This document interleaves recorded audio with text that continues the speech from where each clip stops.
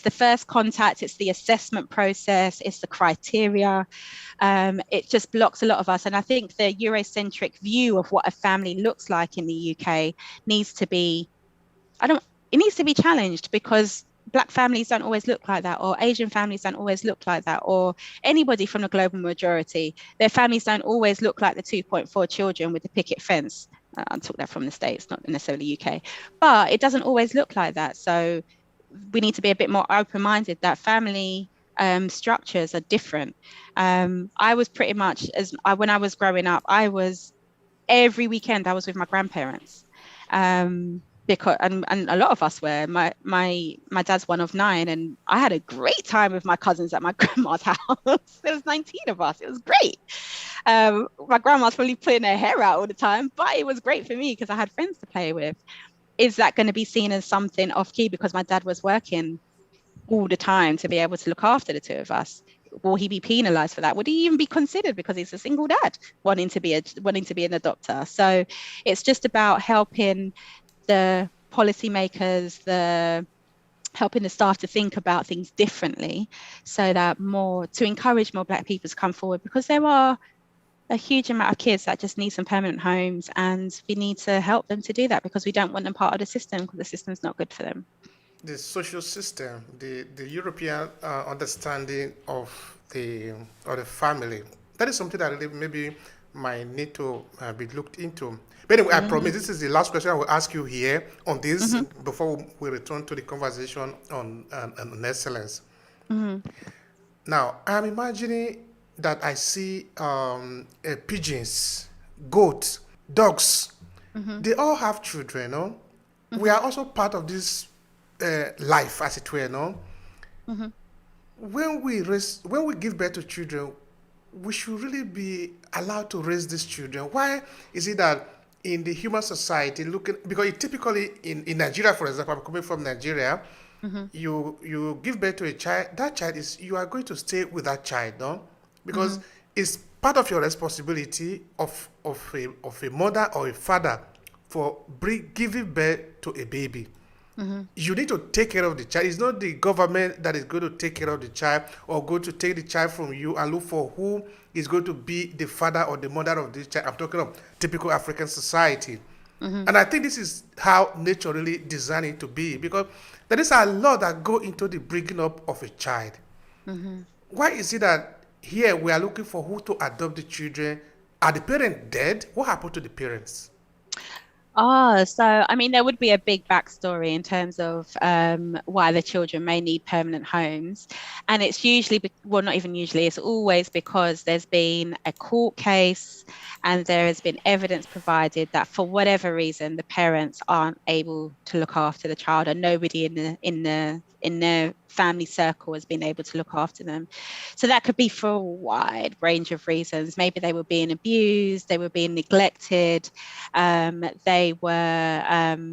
parents themselves had issues, so maybe they're substance misusers, they've got mental ill health, there's just a wide range of things as to why they cannot live with them. And it's when a child is placed for adoption, it's the evidence that has to be provided, not just from the social workers, but from experts. But again, this is the Eurocentric view of who an expert is and what should happen. But there is a lot of input that goes into decisions when children are having to be adopted, and it's because something significant has happened, which means that they cannot be with their family for all sorts of reasons. So, but yeah, I agree with you. Children should be best raised within their families, 100%. But in a small percentage, it doesn't feel so small because it's my world, right? As a social worker, it feels like that's what everybody is. But in the reality is that a small percentage of children and families, in comparison to the wider population, need additional help. And an even smaller proportion of children need to be looked after outside of their families because for whatever reason within their families they're not safe and are not able to thrive. So that's what that is. Thank you for that, Nadine. Maybe we'll take on this argument on another occasion, not today, so we can continue with this one. No problem. All right, excellence. How do you even develop excellence? Say maybe, for example, a child is growing up and looking at your story, looking at you as a human being. Mhm. Uh, maybe you were not born excellence. No, maybe you were not born with some of these characteristics that you would need to be able to build up your personality. So, how Mm. do you develop that? I think just even just growing from a small child, there's something about positive affirmations. There's something about telling them that they can do it. Now, different people express their love differently, right? So um, some people are going to be very affectionate and say to them, "Oh, I love you," and give them hugs, and they're going to be very tactile. Whereas other people are going to be more instructional and say, "Right, you need to do this next." And, "Oh, okay, so you went to school, you got a grade B. Why did you get a grade B? You need to get a grade A. Now that's not good enough. You need to get a grade A next time." And it's not because they don't love them; they're just helping them to strive for excellence, right? So it's different ways that people can parent their children or show their love. Um, but I think there is definitely something about um, raising children so that they know that they can be what they want to be. They have a really firm foundation of um, being able to leverage off of that, so they can go to school, they can go to university if that's their chosen path. And I'm a big person about university. The kind of traditional path in terms of education is an option. So when I mentioned it earlier in terms of I did what is supposed to happen, so I went to school, I went to college, I went to uni, I went back to uni, I went back to uni. I'm very aware that that's kind of a traditional route of through education, and not everybody's looks like that, because some people are not academic or they just maybe don't want to. So I think there is something about supporting children to do what they believe is right.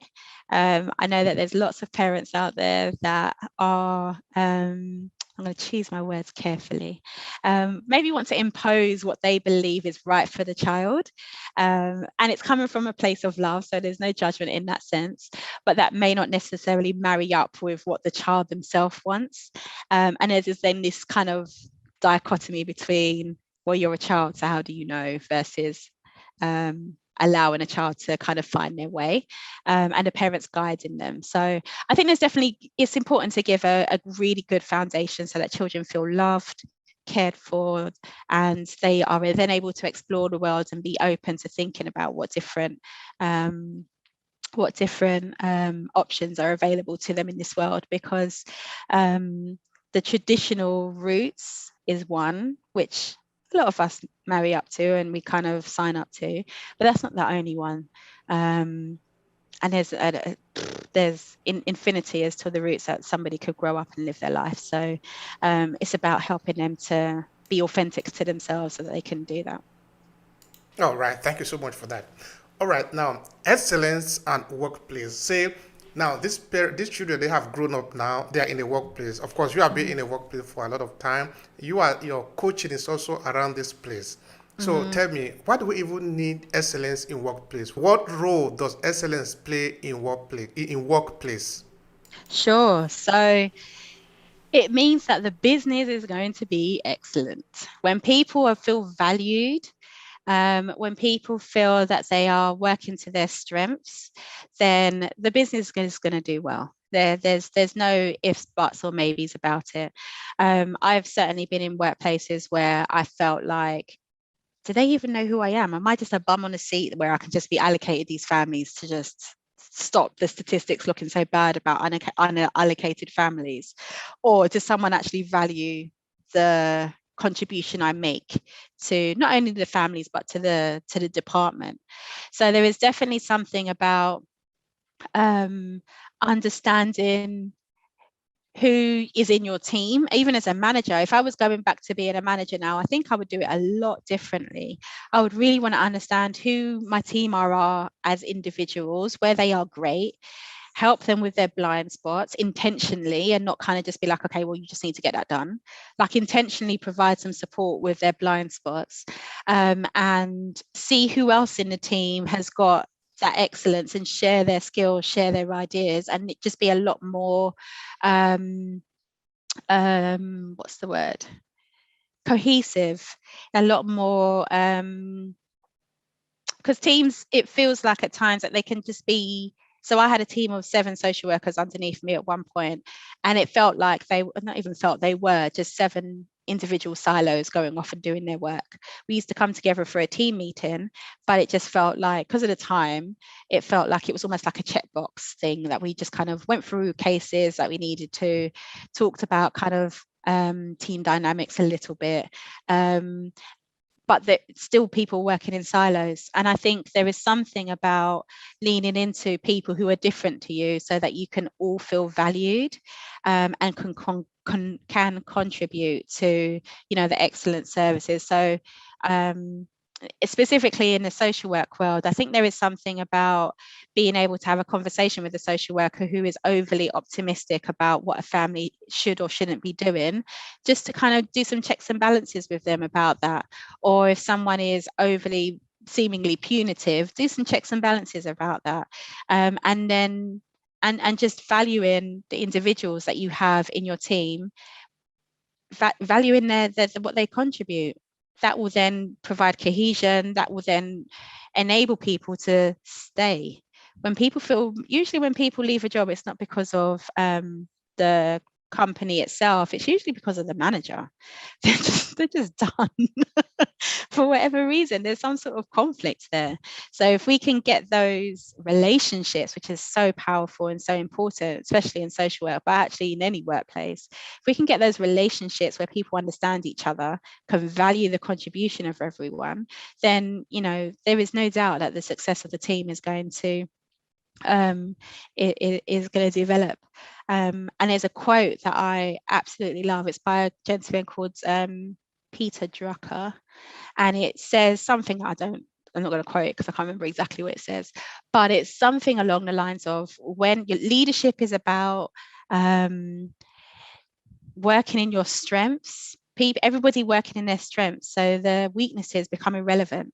If you have different people that can cover all of the different aspects of strengths and also blind spots, then the weaknesses are going to be irrelevant.